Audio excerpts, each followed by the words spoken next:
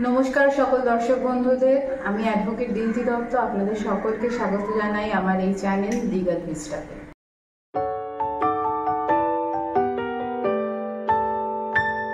কিছুদিন আগেই আমার এই চ্যানেলে আমি একটা পার্টিশনের ওপর ভিডিও আপলোড করি, যেটা দেখার পর আপনাদের মধ্যে অনেকেই আমাকে ফোন করে নানান রকম প্রশ্ন করেছিলেন, অনেকে কনসালটেশনও করে গেছেন।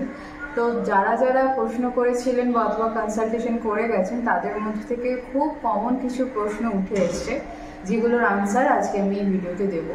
তো শুরু থেকে শেষ পর্যন্ত পুরো ভিডিওটা দেখবেন, আপনারা আশা করি সমস্ত কোশ্চেনের আনসার পাবেন। আপনারা অনেকেই জিজ্ঞাসা করেছেন পার্টিশন মামলা ফাইল করলে পরে পার্টিশন মামলা শেষ হতে কতদিন সময় লাগবে এবং এই মামলা চলাকালীন মোটামুটি টোটাল কত খরচ করতে পারে। তো এই ক্ষেত্রে বলে রাখি, পার্টিশন মামলা ঠিক যেমনটা হবে তার উপর ডিপেন্ড করছে আপনার কত টাকা খরচ হবে এবং কতটা সময় লাগবে। অনেকেরই হয় পার্টিশন মামলা খুব ছোট আকারে ধারণ করে, ওরা অনেকেরা অনেকটা বড় আকারে ধারণ করে বলতে আপনি কতজনের এগেনস্টে মামলা ফাইল করছে তার উপর তো ডেফিনেটলি ডিপেন্ড করে।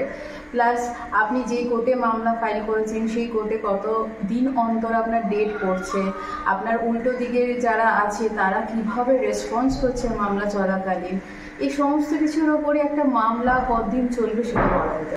অনেক পার্টিশন মামলাতেই আমরা দেখেছি একজন আর একজনের এগেনস্টেই মামলা ফাইল করেছে, মানে এক ভাই আর এক ভাইয়ের এগেনস্টে মামলা ফাইল করেছে। সেক্ষেত্রে পার্টিশনের মামলাটা অনেক ছোট আকার ধারণ করে এবং খুব তাড়াতাড়ি মামলাটা প্রোগ্রেস করে।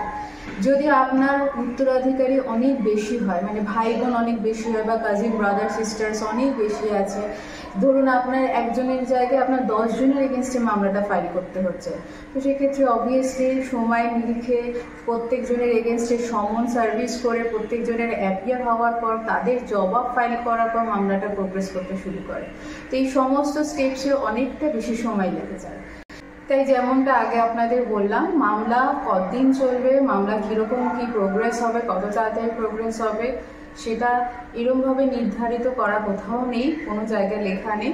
তো এটা ডিপেন্ড করে মামলা কতজনের এগেনস্টে আপনি করছেন, কোন কোর্টে চলছে, কিভাবে প্রোগ্রেস হচ্ছে, সমস্ত কিছু লিগাল স্টেপসের উপর ডিপেন্ড করে এবং সেই অনুযায়ী আপনার খরচটাও ভ্যারি করে।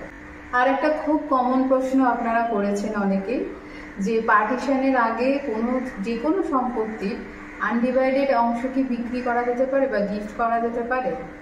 এর আগেও আমি পার্টিশনের যে ভিডিওটা আপলোড করেছিলাম সেখানে বিস্তারিতভাবে বলেছি, হ্যাঁ অবশ্যই করা যেতে পারে। আজও একই কথাই বলছি, অবশ্যই করা যেতে পারে।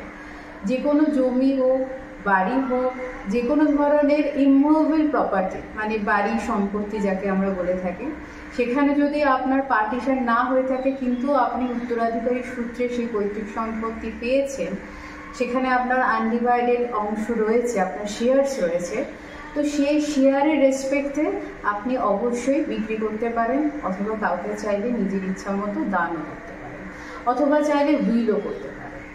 আর একটা খুব কমন প্রশ্ন আপনারা অনেকেই করেছেন যে মেয়েরা যদি বিবাহিত হয়ে যায় তাহলে বিবাহিত মেয়েরা কি আপনার পৈতৃক সম্পত্তি উত্তরাধিকারী সূত্রে প্রাপ্ত হওয়ার পরও তাদের কি কোনো শেয়ারস থাকবে in case of married women. সেক্ষেত্রে বলে থাকি অবশ্যই থাকবে। সে যদি আপনার বোন হয় বা পিসি হয়, আপনি তাকে বাদ দিয়ে কোনো রকমভাবে পার্টিশন করতে পারবেন না, কারণ জন্মসূত্রে উত্তরাধিকারী সূত্রে তার পৈতৃক সম্পত্তি যেটুকু তার প্রাপ্য তাকে দিতে হবে। তাকে বাদ দিয়ে যদি কোনো কারণে আপনি কোনো পার্টিশনের মামলা করেন বা কোনো দলিল দস্তাবেজ করেন তাহলে সেটা ভুল হবে।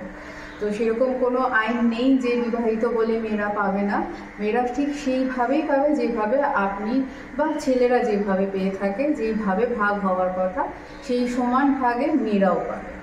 নেক্সট একটা খুব কমন প্রশ্ন, যে পার্টিশন মামলা ফাইল করতে গেলে কি কি ডকুমেন্টসের দরকার হবে। সেটা আমি আগের ভিডিওতেও বলেছি বিস্তারিতভাবে, আরও একবার আপনাদেরকে বলে দিই।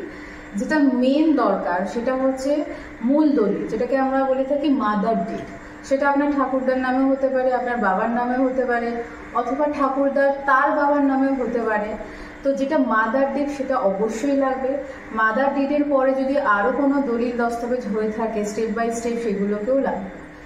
এবং পর্চা, ট্যাক্সের বিল, ওয়ারিশানের কাগজ মানে কিভাবে আপনাদের পৈতৃক সম্পত্তিটা বন্টন হচ্ছে, কে কে রয়েছে, যেখানে স্পষ্টভাবে লেখা থাকবে আপনাদের, যেখানে মধ্যে কথা ফ্যামিলি ট্রিটা বোঝানো থাকবে। তো সেটাকে আমরা ওয়ারিশন সার্টিফিকেটও বলে থাকি। তো এই সমস্ত কাগজ, বেসিক কিছু জমি জমা সংক্রান্ত, আপনার সম্পত্তি সংক্রান্ত যেগুলো রয়েছে সেগুলো লাগবে। তো এই ছিল পার্টিশনের ওপর কিছু খুব কমন প্রশ্ন এবং তার উত্তর। আশা করি আপনারা সবাই তাদের যথাযথ উত্তর পেয়েছেন পার্টিশনের ওপরে। যদি পার্টিশনের রিগার্ডিং কোনো প্রশ্ন আপনাদের আরও কিছু থেকে থাকে, নিচে স্ক্রিনে দেওয়া নম্বরে আপনারা যোগাযোগ করতে পারেন ফর কনসালটেশন।